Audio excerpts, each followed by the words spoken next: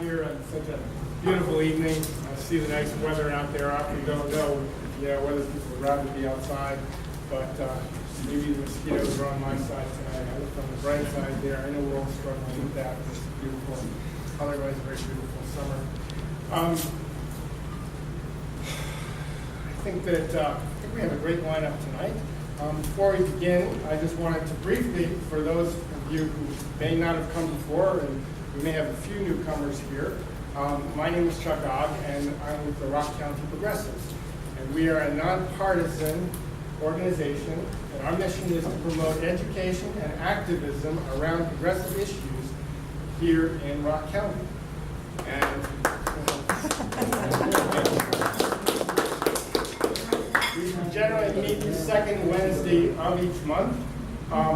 Next month we didn't get the picnic site in time for Wednesday, so we're doing it Thursday.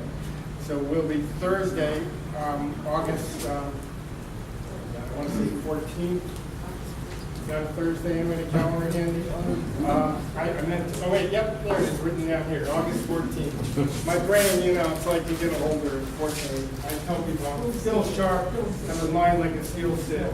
At least it's steel. Okay. This whole event came together a little oddly. We initially had thought we were going to do a meet the candidates. We're always excited in promoting alternatives to our current representative, not particularly progressive. And so, in the past, we supported Rob Zerban, or at least gotten to know him, an educational process for him and us. We're there, and we know he's there. And we were hoping to do another meet the candidates with, we're excited that another candidate stepped forward for this position. Rob couldn't make it. We then heard about the Enbridge expansion, and we've long been interested in global climate change.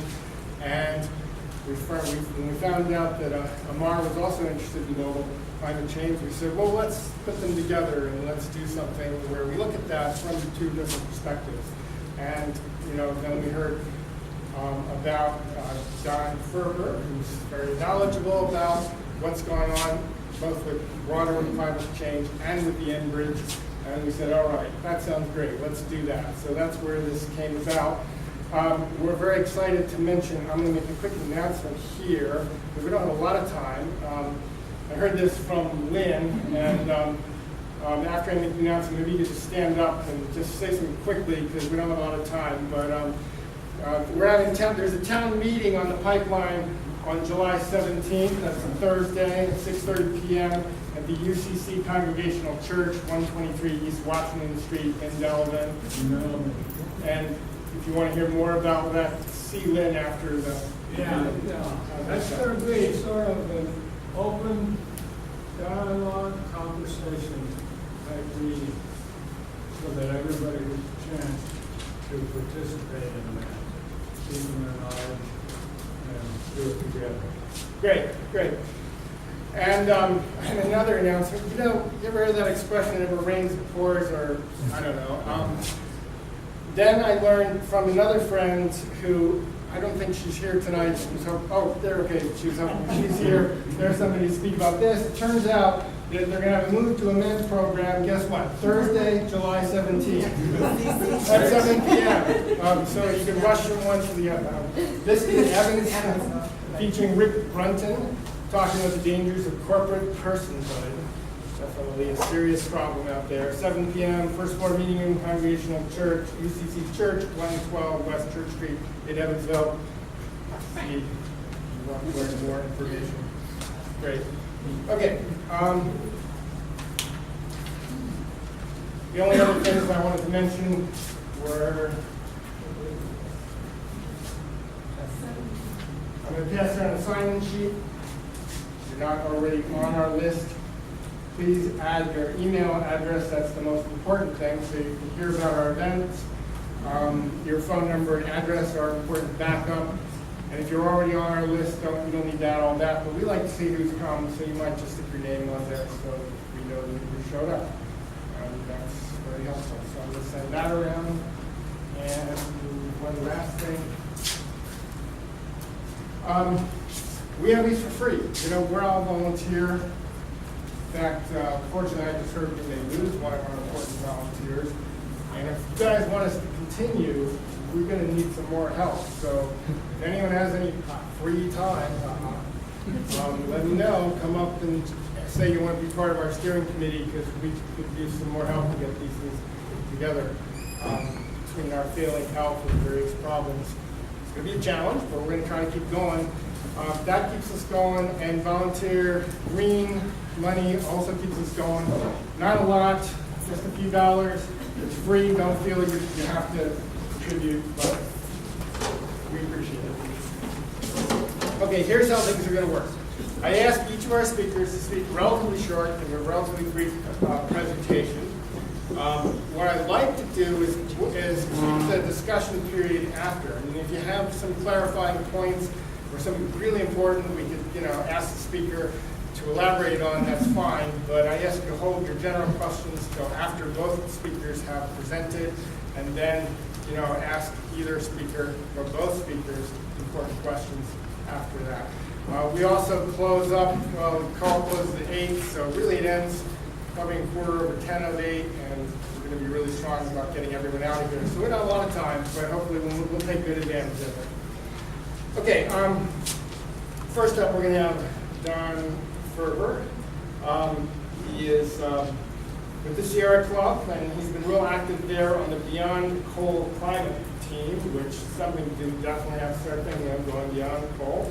He's been active with 350 Madison Group Conservation, and he's been all over the place alerting people to the dangers of not just global climate change, but Enbridge as well. Something that's going through Rock County, so it's not going to affect us directly. It's not something just over there. So it's going to be a big hand for Don Ferber.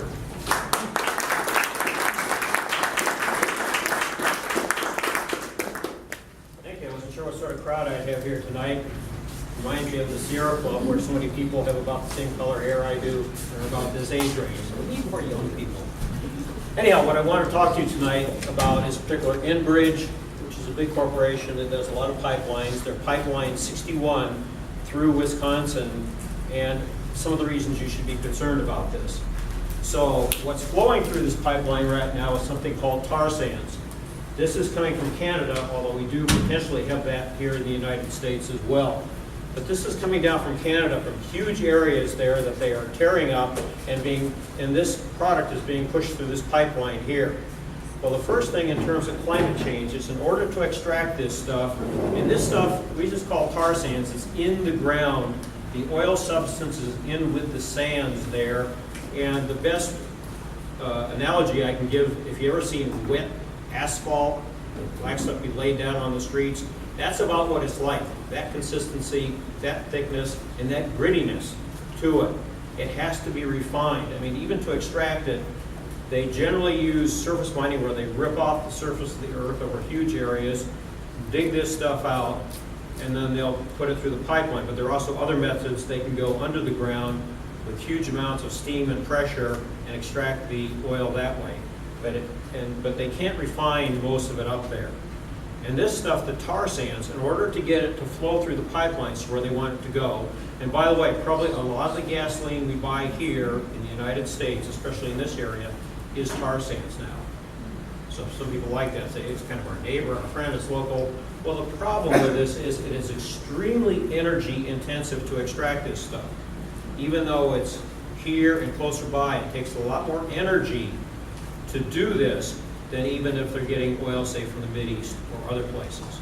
So just the amount of energy that goes into this is a real problem, because it uses a lot of fuel to create that. I mean, I've often seen supposedly it takes about 1 barrel of oil to produce 2, whereas some of the crude oil might be more like 4 to 1. So it's very energy intensive. It takes huge amounts of water. And these areas in Canada they're extracting it from were originally beautiful boreal forest. Now the beauty is one aspect of it. The other aspect is these are huge forested areas. The area they're looking to extract the tar sands of is basically the size of Florida.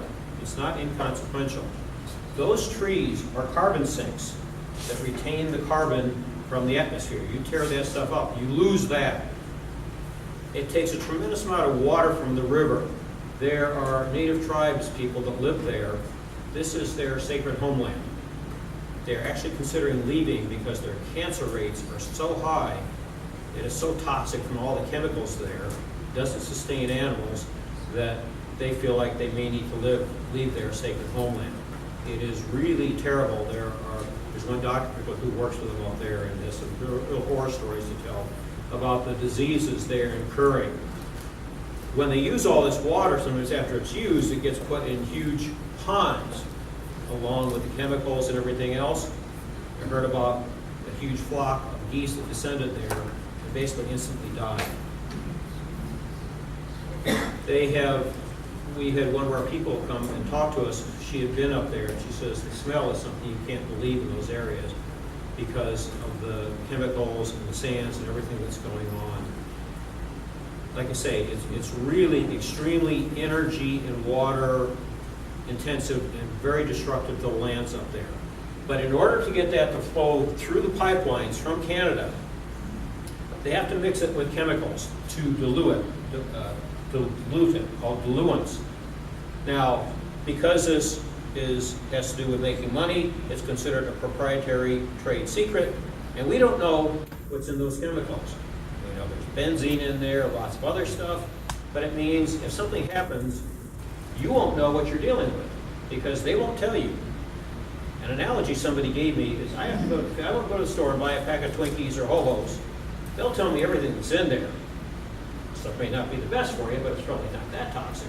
This stuff is highly toxic. You don't know what's going through there. Right now, they are putting about 400,000 barrels per day through this pipeline. Wow. What they want to do is increase it to 1.2 million barrels a day, 3 times the current amount. They want to do this by upgrading some pumping stations.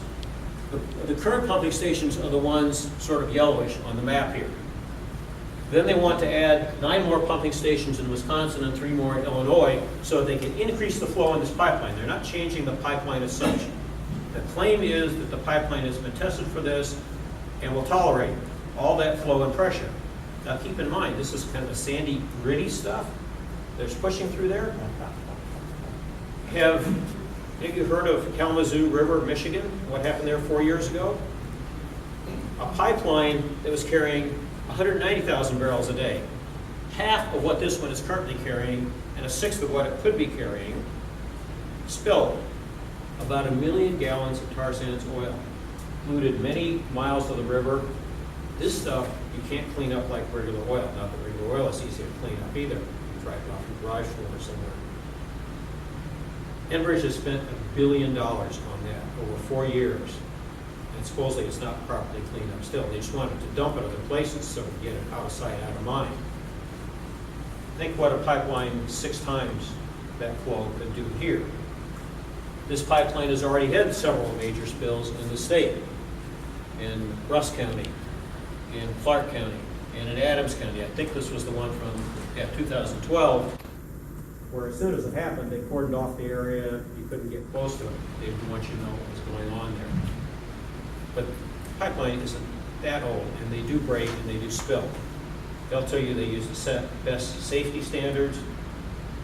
Well, when they did a lot of revision on this pipeline back in 2007, our DNR fined them $1.1 million for about 600 environmental violations of our own code that they knew about.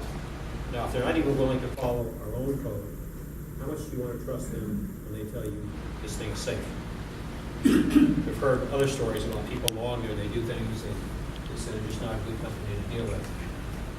So, one of the things with this pipeline is carrying all this stuff. Now, so far, a lot of the tar sands we've been getting, like I say, we use oil in our cars and so on here. We need some to do that. But this is not intended for us. They want to ship, you've heard of the Keystone XL? The one that's been argued about for several years and is now on hold because President Obama put it on hold. That one was only due to carry 830,000 barrels a day. So about 2/3 what this one would carry. So some people are saying, oh, they wanted to do this instead. This is not instead. They are shipping about 2 million barrels a day out of the tar sands region. They want to ship supposedly 7 million barrels a day. It's all sorts of major oil players and companies, and a couple of favorite brothers, the Koch brothers, own a couple million acres up there too. They would love to ship through these pipelines, even though they claim they don't care about the pipelines.